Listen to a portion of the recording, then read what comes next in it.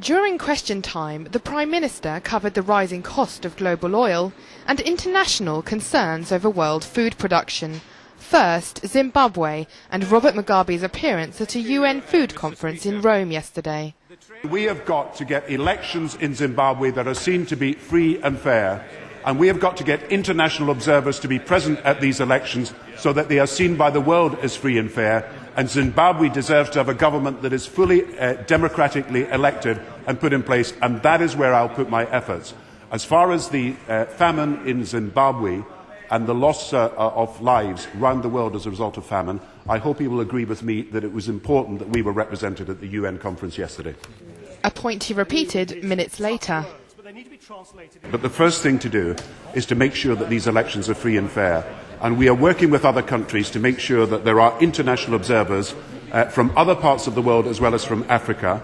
There is a need for hundreds of observers because of the geography of the country and because of the threats of intimidation.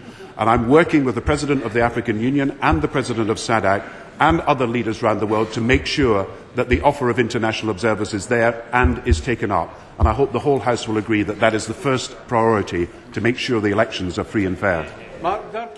A question was asked about rising oil prices.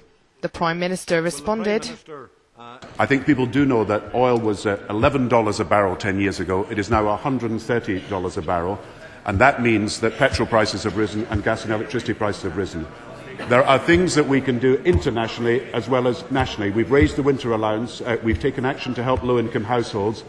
We've suspended the rise in fuel duty for the time being. But there are things that we can do internationally. One is that the European Union sorts out the gas and electricity markets, and we are pressing for that liberalisation to go ahead in the next few months.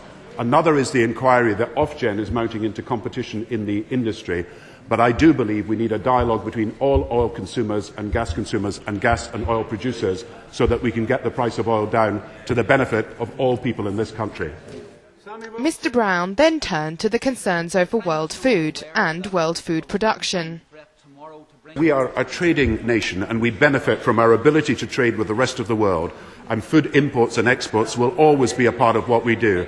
And I don't think anybody believes that one country on its own, operating in a global economy, will produce all the kinds of foods that it needs. So I would say that we should get a trade agreement so that we can get food prices down. We should deal with the food shortages by encouraging production in other parts of the world.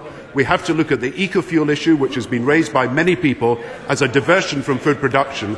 But I do think we are part of a global economy, and we should accept that that is a reality.